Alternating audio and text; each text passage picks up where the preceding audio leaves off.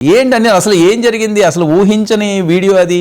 బోరుగడ్డ అనిల్ ఆయన మాట్లాడడం కానీ లేకపోతే ఆయన దూకుడు కానీ అది వేరే రకంగా ఉండేది. ఇప్పుడు చూస్తే చాలా సౌమ్యంగా మీ వైఫ్తో కూర్చుని అక్కడ నిరసన వ్యక్తం చేయడం వెనుక ఇన్సైడ్ ఏంటి?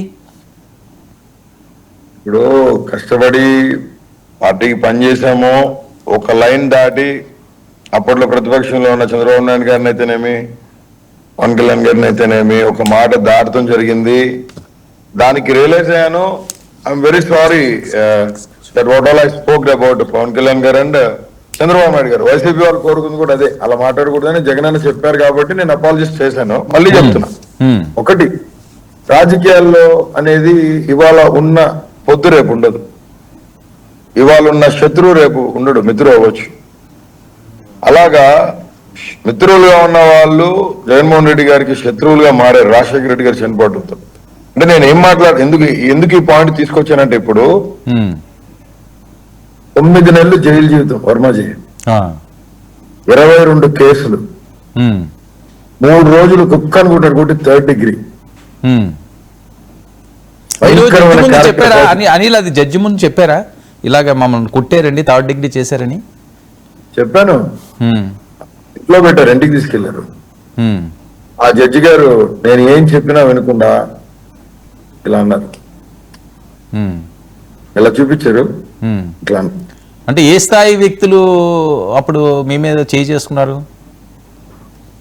CI Kurnool 3 times. ఇన్స్ట్రక్షన్స్ ఉన్నాయి, ఏం చేస్తాడు ఆయన? నువ్వు వీడియో తీసి పెట్టు అన్నారు. వీడియో తీసి పెట్టారు. బాబా నాకు చెప్పాడు, ఏమండి మేము చేయాలనేది కదా, మాకు పిల్లలు ఉన్నారని. ఖచ్చితంగా వీడియో కాల్లో ఒక ఉన్నతాధికారులే వీడియో కాల్ రికార్డ్ చేయమని పెట్టమని చెప్పారు. తప్పని పరిస్థితి. వాళ్ళు కూడా చాలా బాధపడతానే, ఒకటి అలా చేయడం తప్పు, చాలా మానవికంగా చేశారు. ప్లస్ ఇవన్నీ ఇంత బాధపడి నేను బయటకు వస్తే ఒక వీడియో క్రాంతి టీవీలో మాట్లాడుతా, బోరుగడ్డ అనిల్ కుమార్ అనేవాడు జైలుకి పోతే నేను కూడా సంతోషపడ్డా అన్నాడు ఒక పనికి మాలినోడు. వాడి పేరు కారుమూరి వెంకటరెడ్డి. వాడు చుట్టూరు రెడ్లు దళితుల్ని మారణ హోమం చేసిన కుటుంబాల్లో ఒక ప్రప్రథమైన కుటుంబం. చిన్నప్పటి నుంచే వాళ్ళకి దళితులు అంటే పడదు. దళితులు తిరిగిన వీధిలో కూడా వాళ్ళు తిరగరట. నిన్న ఎవరో చెప్తా ఉన్నారు, మా అమ్మ కూడా రెడ్డే కాదు. ఇప్పుడు ముఖ్య నాయకులు ఉండగా వెంకటరెడ్డి మీద అనిల్ టార్గెట్ ఏంటి? వాడు పిల్ల వచ్చే కదండి, తీసేయండి. అదే అంటున్నాను, మరి దాని గురించి అంటున్నాను నేను. తన ఏంటి టార్గెట్ అసలు? నేను 10 సంవత్సరాల నుంచి వైఎస్ఆర్సీపీ పార్టీ కష్టపడుతున్నా. అసలు ఎవరో కూడా మాకు తెలియదు. ఏంటి, నేను మా కజిన్ బ్రదరు జగన్మోహన్ రెడ్డి గారికి చాలా అత్యంత దగ్గర మనుషులమే. మేము ఒకరోజు పార్టీకి పనిచేయాలని డిసైడ్ అయిపోయి మావాడు పార్టీలో జనరల్ సెక్రటరీగా అపాయింట్ అయ్యాడు. నాకు కుదరక నేను వేరే ప్రాజెక్ట్ లో ఉండి మళ్ళీ లండన్ పోయి బయట తిరిగి వచ్చిన తర్వాత, నేను లండన్ నుంచి దాని నాన్న చనిపోయిన తర్వాత వచ్చేసిన తర్వాత సంగతి చెప్తున్నాను నేను మీకు. నేను బెగర్పర్రు విషయంలో ఒక ప్రెజెంటేషన్ ఇవ్వడానికి కేంద్ర మంత్రి రామదాస్ అత్వలే గారు, రామ్ విలాస్ పాస్వాన్, ఇంకా చాలా మంది ఎస్సీ కమిషన్ చైర్మన్స్ వీళ్ళందరూ కూడా రాజమండ్రి వచ్చారు. ఆ తర్వాత విజయవాడ వచ్చారు. రాజమండ్రి నుంచి విజయవాడ క్యారీ అయ్యే క్రమంలో రామదాస్ అత్వలే గారు నేను కలవడం జరిగింది. కలిసి ఆయనకి రిప్రజెంటేషన్ ఇచ్చేటప్పుడు ఆయన నా యాక్టివ్నెస్ చూసి, నా ఫాలోఅప్ చూసి ఒకసారి ఢిల్లీ వచ్చి కలువు అన్నారు. వెళ్ళాను. డైరెక్ట్ గా అపాయింట్మెంట్ ఇచ్చారు, అపాయింట్ అయిపోయాం. సరే, నేను రిపబ్లికన్ పార్టీలో 10 సంవత్సరాలు పనిచేశాను. పార్టీలో లేరా అనిల్?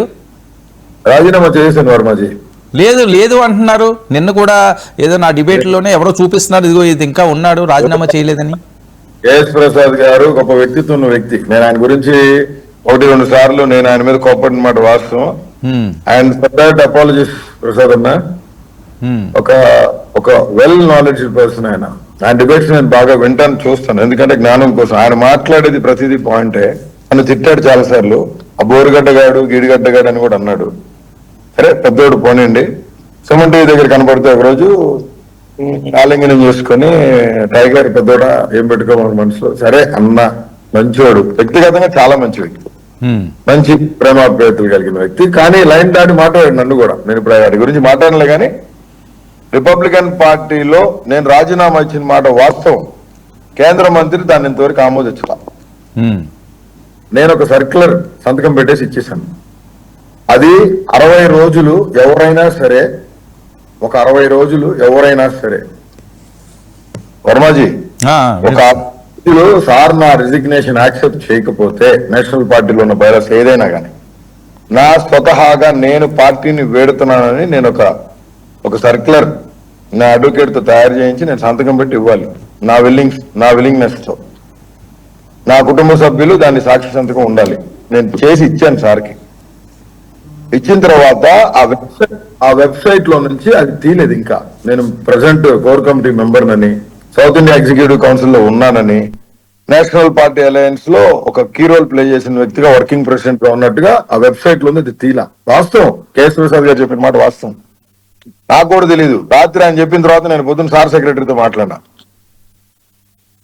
త్రిపాఠితో మాట్లాడి అది తీసేయండి బాబు అంటే, సార్ ఇంకా నాకు చెప్పలేదు, సార్ చెప్తే తీస్తా అన్నాడు. సరే, వాట్ ఎవర్.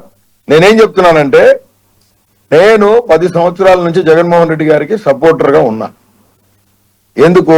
నాకు నచ్చిన నాయకుడిగా, గొప్ప వ్యక్తిత్వం ఉన్న వ్యక్తిగా, ప్రజాదరణ కలిగిన వ్యక్తిగా జగన్మోహన్ రెడ్డి గారు ఉన్నారు, ఉంటారు. అది వేరే విషయం.